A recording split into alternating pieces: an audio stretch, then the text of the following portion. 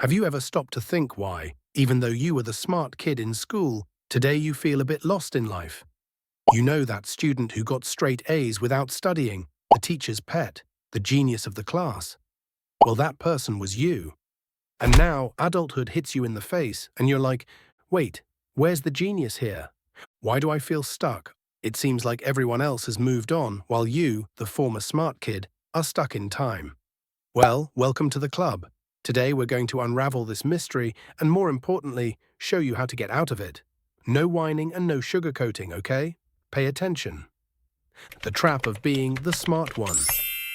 Being called the smart one, your whole childhood seems like a dream, right? Gold medals on your report card, compliments for free. But let me tell you, that can turn into a serious psychological trap. Well, you grew up hearing, wow, you're so smart, and internalized that intelligence was who you were.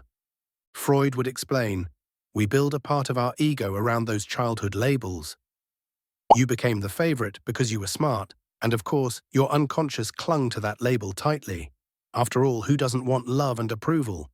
The problem is that this came with a serious side effect, the belief that if you're truly smart, nothing can go wrong. You got used to playing on easy mode. In school, a lot of things came easy, tests without studying, and you'd still ace them. Life felt like a walk in the park, while others were sweating it out. But as Nietzsche would say, what doesn't kill you makes you stronger. And the opposite is also true. What never challenged you made you weaker for facing real challenges. So when life made the game tougher, it was a shock. Every time something isn't easy, you spiral. If I'm so smart, why is this hard? That's the trap. You start avoiding anything that might make you fail or seem less brilliant. Better not try than try and fail, right? Wrong. This mindset becomes a prison. 6 psychological traps of the ex-prodigy kid. Let's talk about the 6 classic psychological traps of those who grew up as the clever one and now feel lost.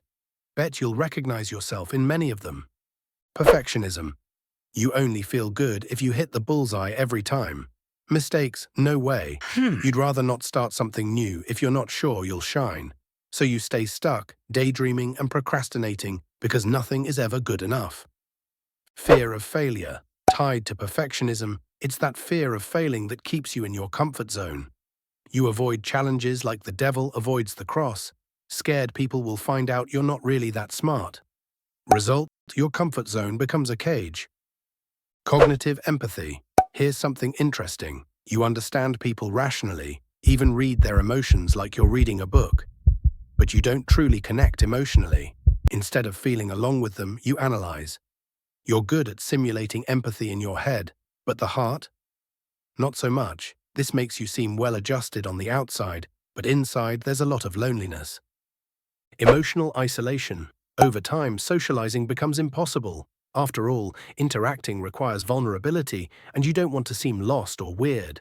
So you start isolating yourself. You turn down invitations, avoid group work, stay away from new social circles. You stay in your known little world. The more isolated you become, the harder it is to remember how to open up to others. Defensive pride. When loneliness kicks in, your ego steps in to protect you. Instead of admitting, hey, I'm feeling left out, you wear the armor of defensive arrogance. Then the thought comes, I'm different, superior, too deep for these shallow people. It's the ego shouting, I don't need anyone, just to avoid facing the pain of needing them. Freud would call this a defense mechanism, a lie we tell ourselves to avoid dealing with reality. Hyper-intellectualization. You try to solve everything with your head. Low self-esteem.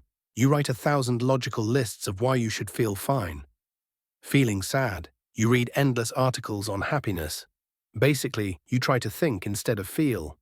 Your brain becomes a 24/7 overthinking machine. The result? You rationalize your emotional problems so much that it only worsens the anxiety. Do you see the pattern in these traps? They all keep you stuck, protected from immediate failure, but unhappy and stagnant. This life of hiding from mistakes and emotions comes at a high price: loneliness, stress, stagnation. And let's be real, is it working? Nope, the mask is falling off and the pedestal is shaking. Turning point, deconstructing the prodigy ego. There comes a moment when reality hits. Either you change, or you'll sink for good. It's the turning point. This is where you let go of that prodigy kid identity you've been dragging around for years. Seriously, drop that bone. You are not just the smart one. You're so much more. Sociologist Zygmunt Bauman talks about liquid identity. In this modern world, everything changes all the time, and trying to have a fixed and solid identity is asking for suffering. And Buddhism already said, the root of suffering is attachment, and you're attached to an old label, my friend. You're scared to deconstruct this ego, this special image, but you need to.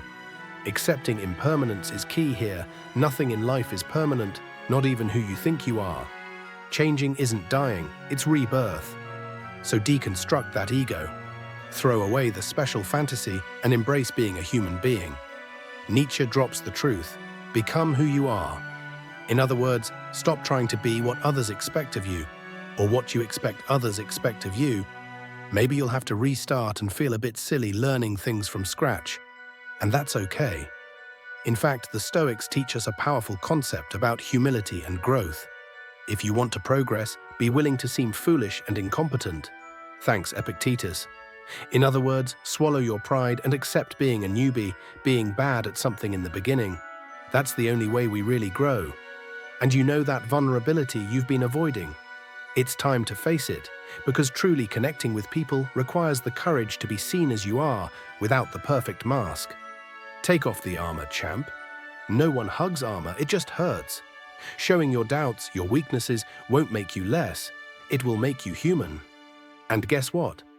Humans connect through real empathy, heart to heart, not brain to brain. Want to break out of the loneliness bubble? Admit you feel lonely, sometimes lost. It's paradoxical, but by exposing vulnerability, that feeling of disconnection shrinks. People get closer when we drop our guard. To sum up, get out of the golden prison of the smart kid label. Stop trying to live up to others' expectations or your egos of being perfect and brilliant all the time. Life isn't a multiple-choice test where you already know all the answers. It's more like an adventure sport. There's struggle, falls, improvisation. And that's okay. The choice is yours. It's time to prove that being truly smart isn't about having all the answers, but having the courage to ask the right questions and dive into the search.